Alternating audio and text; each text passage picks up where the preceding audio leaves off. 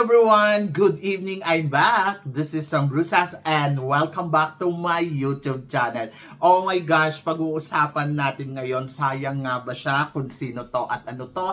Yan ang tatalakayin natin ngayon. But before anything else, hello Philippines and hello beautiful people! Mabuhay! Kamusta kayong lahat? Sana lahat po kayo ay okay at safe ngayong araw na ito. At syempre sa lahat naman ng mga bago nating subscribers dyan, hello po sa inyo lahat. Maraming salamat guys sa pag-subscribe ninyo. Syempre dito sa channel ko at sa lahat naman ng makasolid na makamamasam dyan na laging tumututok, araw-araw, lagi-lagi, hapon ka. So, eto na nga, grabe, pag-usapan natin, kinurunahan na nga ang mga bagong reyna dito sa The Miss Philippines, kung saan naman talaga ay ang bongga. Sila yung mga nakapasok sa top 7. And then, ayun, napakaswerte nila kasi kinurunahan talaga sila at maire-represent nila ang country natin sa darating na Miss International, sa international stage. Ayun, sa Miss Cosmos, sa Supranational, sa Miss Eco, and then saan pa ba? Sa Miss Charm, di ba? And then, meron pang mga pageant na katulad ng yung Miss Worldwide at saka Miss Tourism World, o di ba? So napakaswerte nung 6 na natira. Pero syempre, may mga girls din naman na parang pinanghihinayangan natin at nagwi-wish nga tayo na sana makapasok sila. Ito na nga ang isa sa mga talagang, ewan ko kung nanghihinayang kayo. Ako, hinayang ako sa kanya. Si Miss Universe Baguio na si Bea Bayens. Yes! Nangihinayang talaga ako kay Bea dahil kay Roxy. At ito nga ay wala nang iba kundi si Roxy Bayens. Yes! Nangihinayang ako kay Roxy kasi syempre alam naman natin na ginawa naman niya yung lahat ng kanyang makakaya. To be honest, hanggang ngayon napapaisip ako, tulungan niyo ako mag-isip, ano nga ba ang kulang kay Roxy at bakit hindi siya nakarating sa top 5 ng Miss Universe Philippines? Ako, para sa akin kasi, ang tinitignan ko, ang kulang sa kanya, I think yung actually performance niya was good, 'di ba? Kung iisipin mo yung pasarela, yung beauty, yung ayos, ang ganda-ganda, I think yung gown. Oho, ayoko naman sabihin na hindi maganda yung gown niya. Maganda yung gown, pero parang hindi nag-swak doon sa personality niya at hindi nag-swak doon sa title na Miss Universe Philippines. So, yun. So, medyo nalungkot talaga ako. Actually, ko siguro kung ginamit niya yung yung gown na ginamit niya sa prelim, I think mas kabog yun. Mas parang kaya niyang makapasok sa top 7, no? Kasi kung iisipin mo, sobrang sayang. Sabing ganon, ang performance daw niya ay from the start pa lang, sa halimbawa, sa preliminary competition, ay nasa top 10 lang daw talaga ang Bea. Wala daw talaga sa number 7 spot. Ganon. So, lumalaro sa dulo, pero lumalaban. At nanghihinayang ako kasi parang ang feeling ko, ang talino, ang ganda, and then I think deserve niya yung top 7, di ba? So, para siyang natulad sa mga pambato na katulad ng ine-expect natin na makakapasok pero hindi naman nakapasok. Like example, sasampulan ko kayo ha.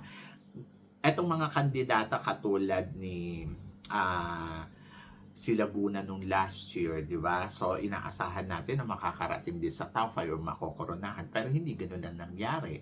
Tapos si Victoria, yun din, inaasahan din natin yan na, alam mo yon, Victoria Velasquez, napapasok sa top 5 pero nawala sa eksena, di ba? So, sila yung malalakas na kandidata pero wala sila sa eksena. Akala lang ba natin malakas sila or talagang mahina ang laban nila? So yun, so medyo nalulungkot ako kasi sabi ko nga, deserve talaga ni Bea. Kaya ayoko nung voting kasi sa voting kasi parang halimbawa kung nag number 7 ka, ikaw yung number 7 talaga. Tapos may nanalo sa vote. Papalitan ka niya talaga ng bonggang-bongga. So magiging number 8 ka na. So, doon ako nangihinayang. And then, I think yung ipinakita ni Roxy dito sa buong kompetisyon ng Miss Universe Philippines, deserve niya talaga na makoronahan, di ba? So, nag-expect nga tayo siya yung magiging Miss Eco eh. Oho, pero hindi ganun yung nangyari. Sobrang nalulungkot lang ako kasi parang ang Baguio, sa totoo lang, ang pambato ng Baguio, malakas talaga sila sa simula. Lahat ng kandidata nila, ang lakas ng laban sa simula. Pero pagdating na sa dulo ng kompetisyon, doon sila nawawala sa eksena. Na hindi ko maintindihan bakit ganun, bakit ganun yung nangyayari. Halos lahat ng pambato ng Baguio, sobrang lakas, sobrang ang panalo ng dating. Tapos pagdating sa dulo, nawala sa eksena. Ganon din si Laguna. Malakas din ang pambato ng Laguna sa simula, pero pagdating sa dulo, biglang nawawala sa eksena. Kahit yung pambato nila ngayong taon na to, feeling ko papasok sa top 4, sa top 5. Kumbaga parang, I think kaya niya kasi talagang maganda yung performance na ipinakita at alam mo yon. Tapos biglang magugulat ka, wala. So, doon ako nalulungkot. Si Laguna hindi na pumasok sa top 15 no? Tapos ito naman si Laguna din nung nakaraang taon. Ganon din yung nangyari. Akala natin magpe-penetrate ng todo-todo tapos wala din. Kahit si Leren Bautista, ganon din di ba? Inaasahan natin na ang lakas ng laban, papalo ng todo-todo tapos biglang wala sa eksena. And nakakalungkot yung mga ganitong kandidata na alam mo yon na parang naniniwala ka sa kapasidad nila na ang merong level sila pero parang bigla ka na lang magugulat na parang anong nangyari ba't bigla kang nawala sa eksena ng ganun lang, di ba? So yon, so doon ako nasasad kasi parang feeling ko sayang sila talaga pero wala naman akong magagawa. But sabi ko nga kahapon nag-hope ako ng todo-todo kay Baguio kasi parang feeling ko top 15 tapos kukuha sila ng magiging reyna nila. Kung iisipin mo, pwede na doon si Baguio no? So, kaya lang kasi ang nadagdag kasing corona dito sa The Miss Philippines para sa mga teen. Kung mapapansin mo, puro sila mga teen. Teen, yung para sa kabataan.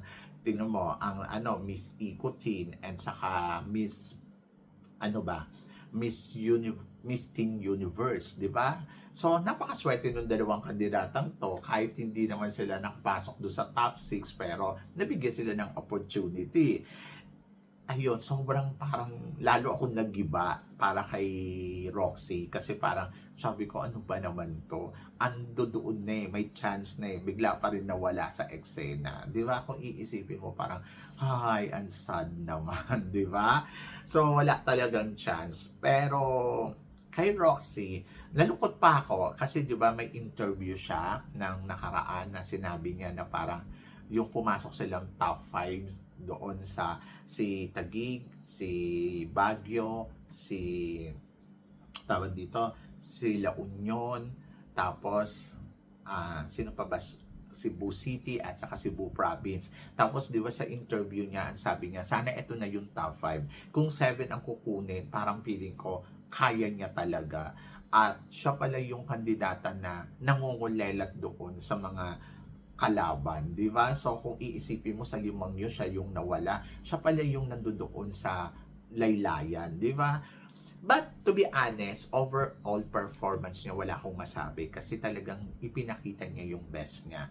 Doon lang talaga sa final gown niya na parang medyo naloka ako, bakit ganito ang nangyari. Maganda yung gown, wala naman akong masasabi sa gawa ni Rian Fernandez. Kumbaga panalo, di ba si Rian Fernandez yung gumawa ng gown niya, panalo naman. Kaya lang parang doon sa tema ng Miss Universe, di ba, parang doon siya na parang hindi kasi siya nag-swak. Hindi ko alam. Ayoko na masisihin yung gown kasi wala namang kinalaman sa paggawa ni Rian Fernandez yun. Isa si Rian Fernandez sa mga hinahangaan ko. Pero nandoon ako, nalungkot ako na bakit bakit ganito ang nangyari? Sabi ko, sana mas maganda na lang yung ginamit niya yung freely. Baka mas nakarating pa sa dulo. Anyway, so overall, job well done. Lahat ng ipiniresent niya dito ay talagang masasabi natin, nakita naman natin na naging malakas. Oho, at yung laban niya talaga, wala naman akong masabi. Talagang lumaban naman ng todo-todo, di ba? And congratulations pa rin kay Roxy. At naniniwala ako na deserve niya ang makarating sa dulo ng competition. Pero sabi ko nga, this is a competition, may nananalo, may natatalo, maaaring hindi talaga siya pasado sa panlasa ng hurado kahit pasado siya sa panlasa natin, di ba?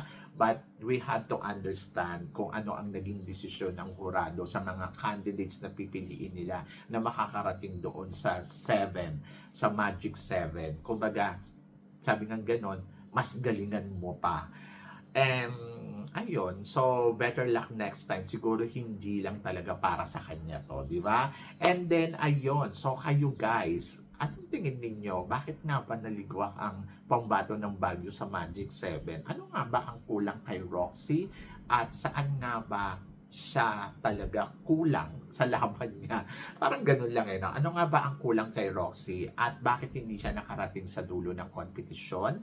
And then, saan ba siya sumobra sa laban niya dito sa competition ng Miss Universe Philippines? I-comment below mo yan para at least walawan ko naman kung ano naman ang chika mo dito sa mga tinatalakay natin. Syempre maraming salamat sa inyong lahat. Sabi ko nga congratulations sa lahat ng mga kinoronahan kagabi dito sa the Miss Philippines. And then of course, congratulations pa rin kay Roxy dahil alam ko na ginawa niya ang makakaya niya para sa laban niya dito sa Miss Universe Philippines. Nakakapanghinayang pero tulad nga na sinabi ko, may plano ang Diyos para sa kanya. So yun, so kayo guys, ano guys ang masasabi ninyo dito sa mga pinag-uusapan natin ngayon? Please comment below para at least malaman ko naman kung ano naman ang chika mo dito sa mga tinatalakay natin. Syempre maraming salamat po sa inyong lahat sa love and support na binibigay ninyo syempre dito sa channel ko. At sa mga hindi pa nakaka-follow at nakaka-subscribe,